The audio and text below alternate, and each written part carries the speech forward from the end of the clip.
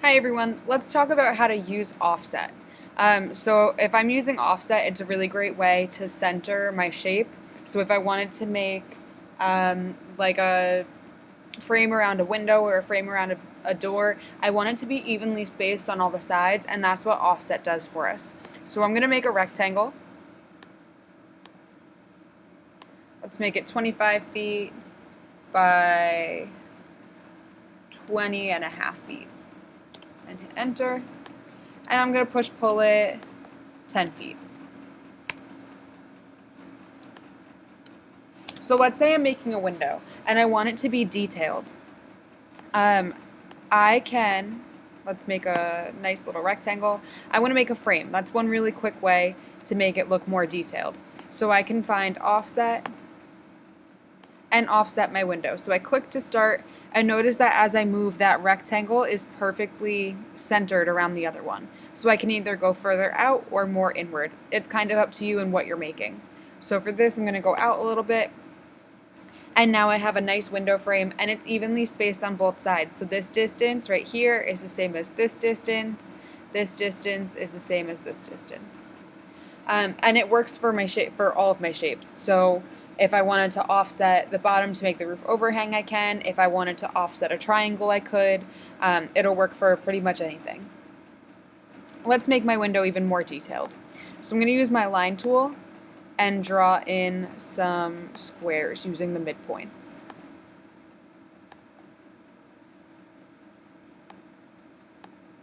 And then I'm going to offset this again to make it even more detailed.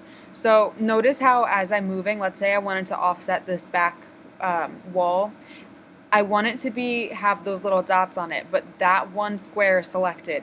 So if I were to start offsetting, it would be using that square, even if that's not what I want. If that's the case, hit escape on your keyboard and it'll deselect whatever was last selected. So let's offset each square a little bit.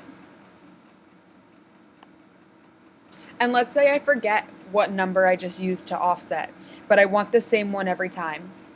SketchUp remembers the last offset you used. The same thing goes for push-pull. So if I forget what I used here and I want to use it, let's say over here, if I just double click, SketchUp remembers, and it'll use the same one over and over.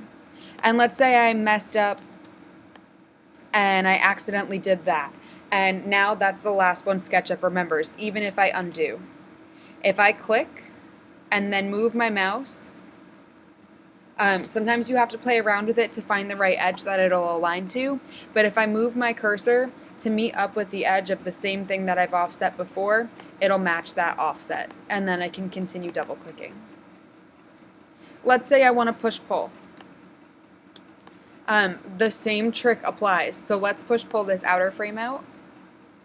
We'll go 2 inches, and then I want to push pull these little pieces out. Again, I can double click and it remembers.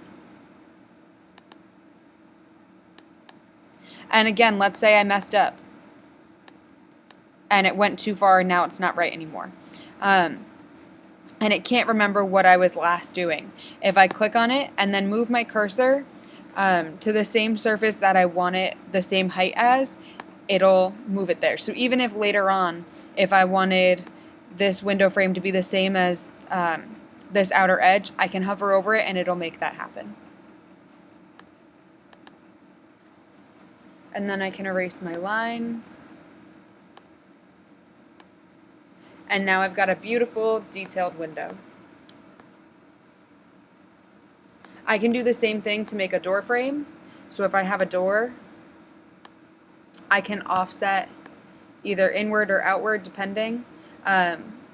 So if I want to make it outward, you just have to erase this outer part.